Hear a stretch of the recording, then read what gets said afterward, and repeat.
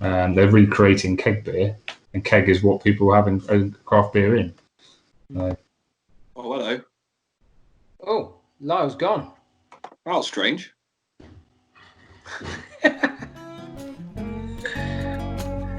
This has been riddled with technical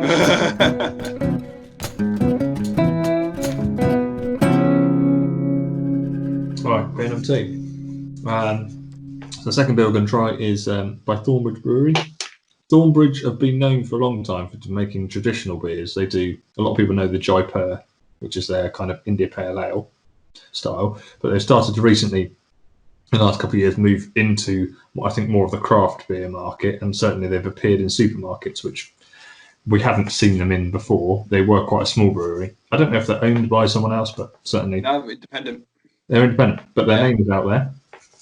And this is advertised as a hazy Vermont session IPA 4.3. Explain what that is, Glenn, please. Good one. Hazy, right? If you decide I can, it does. It mentions it's a Vermont style session IPA, which kind of means it's trying to be a New England IPA, I'm guessing. Mm-hmm. But a session version of it is a weaker version. So apparently, you'll be able to drink this a lot more as a session. You wouldn't, because again, like American IPAs, they're stronger than the English IPA. So American IPAs are like 5 to 7%. So, you know, after a pint of 7% American IPA, you're going to go, you know, 2 or 3, you're on the yeah, you're going to be tired. Well, yeah, this is a bit more drink all day sort of thing. Yeah. Much more sessionable in the fact that it comes in a 330 can, which means 330 can. Yeah, you can drink 2 of those, and that's still only over half a pint. Just over a pint. Yeah. But it's I don't know. Shall we go through how it looks and everything? Yeah, absolutely. Yeah. I think I should make it clear now that my Tesco's was sold out of these. Oh, yeah. So I'm beerless for the next section, which maybe indicates how good this beer is. Well, I'll tell you what, it's got a fantastic nose. Yeah, it smells amazing. Smells great, doesn't it? It smells a bit creamy, bit tropical. Yeah, very tropical. I like, yeah. Oh, Mike, it's very good. Yeah, you're missing out. Taste. Yeah. I think it's, again, as it smells like it tastes really. Okay. It's again, I find it is very tropical taste, and it's very refreshing. Looks refreshing. Humbungo. Oh. Yeah, it's got that salt. It's got sort of clementines. I don't know. It's definitely on the citrus and tropical. Yeah. We didn't say how it looks, as it did say on the tin. Don't know if you guys can see it. It's hazy. It is. Yeah. Looks lighter than the last one. Yeah, definitely. Yeah. Definitely lighter than the Sierra. Much lighter. Okay. Yeah. If you could see through it, it would be really light. Yeah. Yeah. Almost green, actually. Yeah, and get to bit, I guess, maybe a bit of the home brewing knowledge and brewing knowledge. The reason why it's probably hazy is that they're using not just traditional barley in it. They're probably using some oats, maybe some wheat into the beer to get it more cloudy, which has had that, as Lyle said earlier about the creaminess. That's what you get from your oats, really. It adds that silky, creamy mouthfeel. Who was the brewer again? Thornbridge. Thornbridge. Thornbridge is kind of a special brewery for me as well, because me and my other friend Coleman, who hopefully will be in one of his podcasts one day, we used to go to their brewery. They do a festival each year called Peakender. So as it sounds, they're in the Derbyshire Dales, Derbyshire Peak District, in Bakewell. So you basically, it's a 3-day beer festival. Nice. They line up all the taps. Camping was like really cheap. You just go there on a lovely, it's a great weekend away. It was, that's when I first really got into craft beer as well. I had the Jaipur, it was incredible. Would you say the Jaipur is a craft beer? Yeah, I would. It's because it's on. I think maybe you've seen it on cask a lot. it's like what we see with Thornbridge. You tend to they kind of intertwine. Like some like Jaipur's on cask, bottle, everything, keg a lot. It's for me it was definitely a craft beer, but that's always the that's the question we're looking for. Yeah, The what answer is for. it? What I would say about this beer is that in comparison with the Sierra Nevada, which is definitely a more traditional American craft, this does taste very much like most other pale craft beers, and I think that's to do with the hops, because this will be Amarillo and Mosaic and It's two more. I've got possibly, the list up. Citra Yep, one more. and Cascade. Nope. It's It's quite a tasty chocolate bar. Galaxy. No, Galaxy. Yeah, well, good shout. Those are the. I'm impressed I got three. Malt, low colour Maris Otter. Yeah. Yeah, well, that's Wheat pretty much standard English. And caramel. Yeah. And it won a gold award for its packaging. Well, didn't have any oats in. Wow. No oats. Wow. Described as a juicy fruit bomb. Would you agree with that? Oh, it does say that on the can. Yeah, it is a juicy. Oh, okay. Bomb. It is a juicy fruit bomb. Yeah. Yeah. I mean, I could probably off the top of my head pick three beers from completely different craft breweries in the UK that all have this very similar smell and taste. Yeah. I can put myself into three different breweries that I've been into that have a beer that smells and tastes just like that. Okay. Yeah. It's odd with session IPAs. As was saying before the podcast, I'm very. Session IPAs to me get very like hop watery if they're made really poorly, but I can't say this is a poor beer. No. It's decent. Yeah. I think maybe there's stuff like the wheat and that's just giving it a bit more of a backbone, I guess. Because normally when a session IPA is they just simply just dump down a normal IPA and it just tastes of just hops. Not a lot of multi flavour at all. It's still quite it is a fruit bomb. Yeah. It's still it's still got that malt character, hasn't it? You can still get some. I wouldn't say it's heavy on the malt. No, it's definitely not. But I think that's the caramel. So for those of you who do brew or know about brewing, most basic malts, so pale ale malt or Maris Otter, will give you a malt flavour. But if you want to pick up more of the malty flavours, you want to use crystal or caramalts, which give it a much richer malt flavour. That's why they will have put caramel in there. And was it caramel 10? You said. I said. Did it say what caramel it was? Bear with. Well, if it's something like a caramel 10, that's a very low colour. It just says caramel. That's okay, fine. So there's lots of different varieties of caramel or crystal malts. Different levels will give you different levels of colour. So it just depends how long they cook them for or roast them for. They sell Green Mountain socks. Beer batch. Yeah.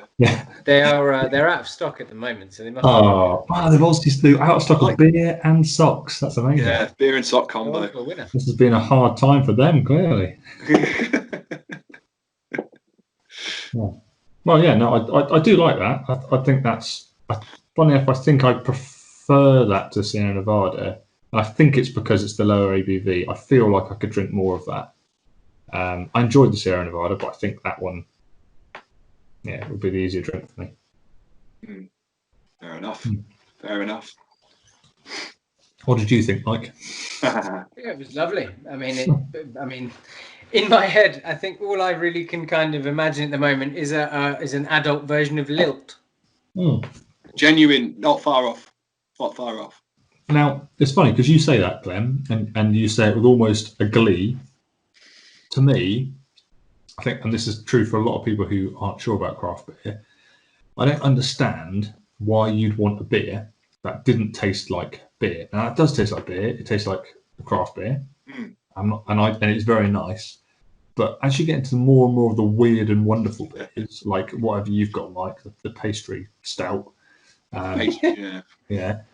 waffle and blueberry. Personally, I don't understand why. The other day, I was talking to someone about cider, and there's a company down in Dorset that does flavoured ciders, and they do a bubblegum flavoured cider. Now, Ooh.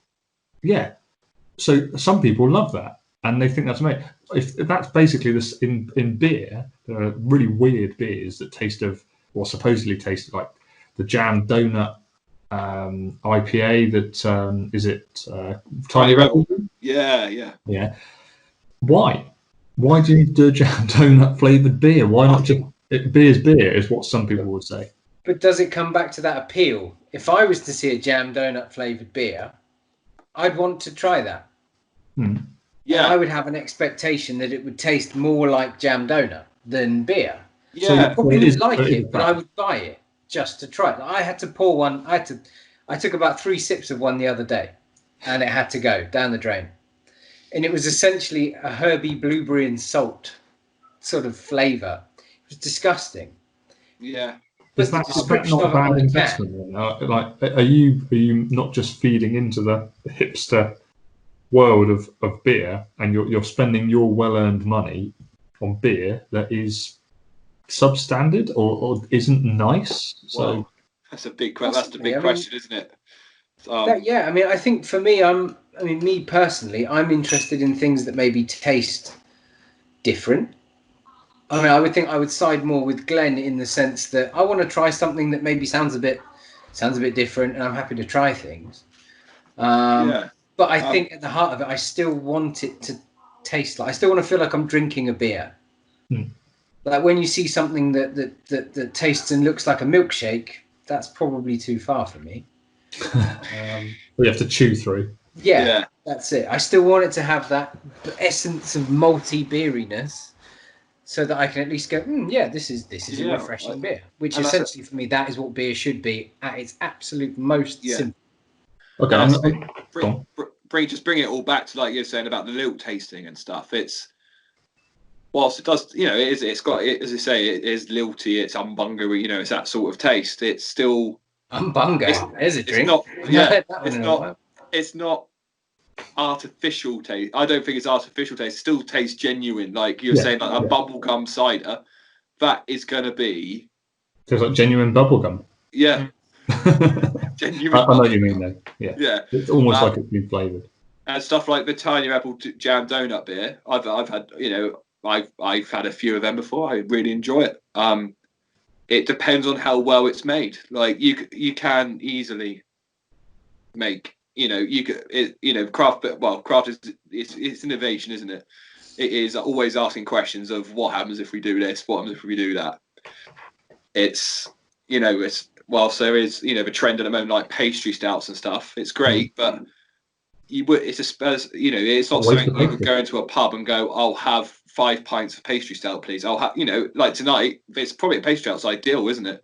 Because it's a one-off thing like the peanut butter and jelly porter. I'm quite sure I'm going to have it once and that's it. And I'm going to go, great.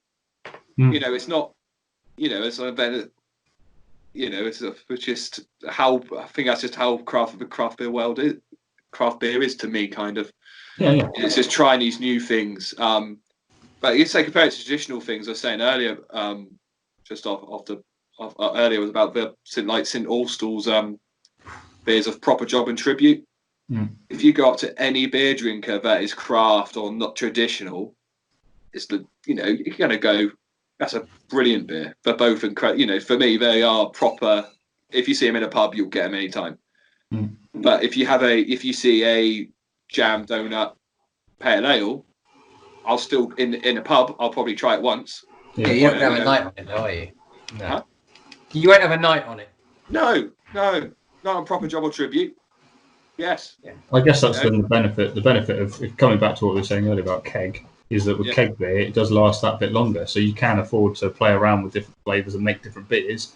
Because even if someone only drinks a pint of it in one night, that keg's going to keep lasting and still be fresh down to the last drop. Whereas with cask, you can't afford to make a cask. If you're a traditional brewer such as myself, you can't afford to make a crazy flavoured cask beer because once they tap it, they got to drink it. And if you're not going to be able to sell it to a pub, let alone get it into the pub and then see it wasted. Pubs aren't stupid enough to buy something that isn't going to sell.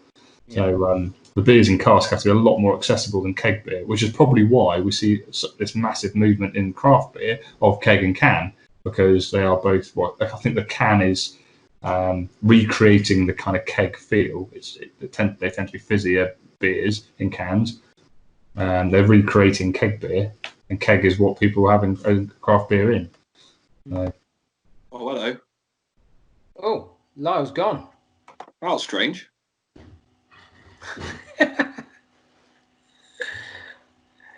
This has been riddled with technical issues.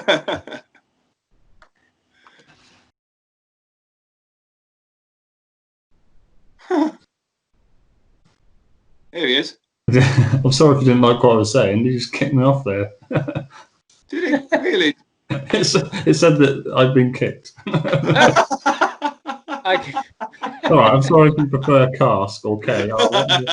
Whatever you prefer, Mike. I promise you I've not booed anybody off this chat, even though I wasn't able to enjoy this drink.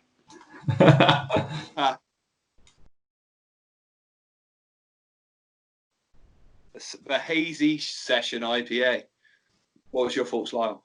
Yeah, I don't mind it. I think I would buy it again.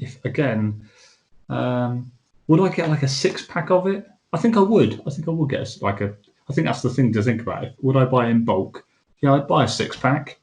I wouldn't do it regularly, but yeah, I'd drink that again. I thought it was quite a pleasant, light pale ale. It wasn't particularly crafty, but I thought it was easy drinking.